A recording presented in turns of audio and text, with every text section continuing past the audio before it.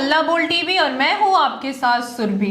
बिहार में दोबारा चुनाव कराने को लेकर प्रशांत किशोर की पार्टी जन सुराज ने सुप्रीम कोर्ट में याचिका दायर की थी, जिसको लेकर सुप्रीम कोर्ट ने प्रशांत किशोर की पार्टी को पटना हाईकोर्ट जाने को कह दिया। आइए इसके बारे में हमें विस्तार से बताएंगे हल्ला बोल टीवी के संपादक दीपक शर्मा। देखिए, भारत के मुख्य न्यायाधीश CJI सूर्यकांत और जस्टिस जॉय माला बागची की पीठ ने आज सुनवाई की इस पर। प्रशांत किशोर ने रीट याचिका दायर की सुप्रीम कोर्ट में, प्रशांत किशोर की पार्टी जन सुराज ने, और यह मांग की कि बिहार में दोबारा चुनाव कराया जाए। क्यों कराया जाए दोबारा चुनाव? क्योंकि प्रशांत किशोर की पार्टी जन सुराज का कहना है कि बिहार में जो चुनाव हुआ है उसमें आदर्श आचार संहिता का उल्लंघन किया गया है जी। चुनाव के दौरान महिलाओं को 10-10 हजार रुपए की राशि दी गई और 1,80,000 स्वयं सहायता समूह से जुड़ी जीविका दीदियों को बूथ पर उनकी तैनाती की गई। वो बेनिफिशियरी हैं, लाभार्थी हैं, उनकी तैनाती की गई और इससे मतदान को प्रभावित करने की कोशिश की गई जी।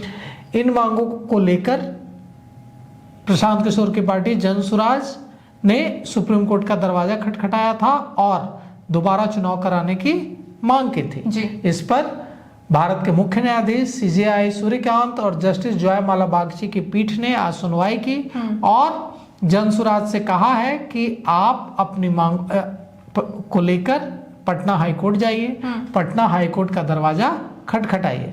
तो अब देखना यह है कि पटना हाईकोर्ट में प्रशांत किशोर की पार्टी कब याचिका दायर करती है और अब पटना हाईकोर्ट इस पर क्या रुख अख्तियार करता है। तो यह पूरा मामला क्या है हम आपको बताते हैं। मामला यह है कि प्रशांत किशोर की पार्टी जन सुराज ने बिहार में विधानसभा चुनाव को चुनौती देते हुए सुप्रीम कोर्ट में एक रीट याचिका दायर की, जिसमें कहा कि महिलाओं को 10-10 हजार रुपए ट्रांसफर करने पर सवाल उठाया और कहा कि यह आदर्श आचार संहिता का उल्लंघन है। साथ ही साथ जो 1,80,000 जीविका दीदियों का इस्तेमाल किया गया, यानी बूथों पर उनकी तैनाती की गई मतदान केंद्रों पर, इस पर भी सवाल उठाया और इसे सिस्टम का, प्रशासन तंत्र का दुरुपयोग का मामला बताया। अब जन सुराज पार्टी ने इसे लेकर अवैध प्रक्रियाओं को अपनाए जाने का आरोप लगाया और कहा कि फिर से चुनाव कराया जाना चाहिए।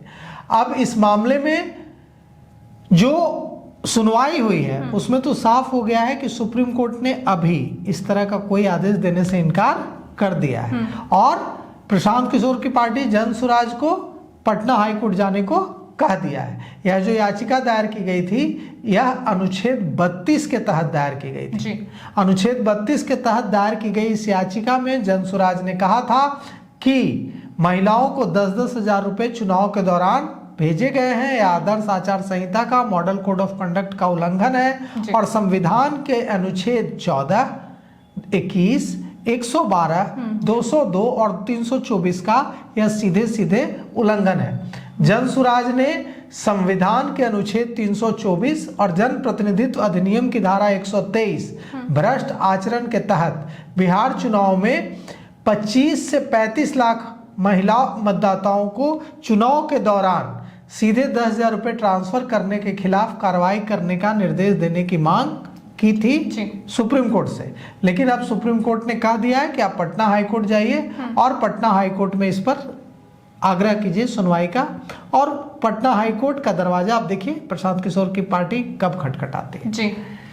अब देखना होगा कि पूरे मामले को लेकर प्रशांत किशोर का अगला कदम क्या होता है। इसको लेकर आपकी क्या राय है हमें कमेंट करके जरूर बताएं। फिलहाल इस पेशकश में इतना ही। तमाम खबरों के लिए देखते रहे हल्ला बोल टीवी। धन्यवाद।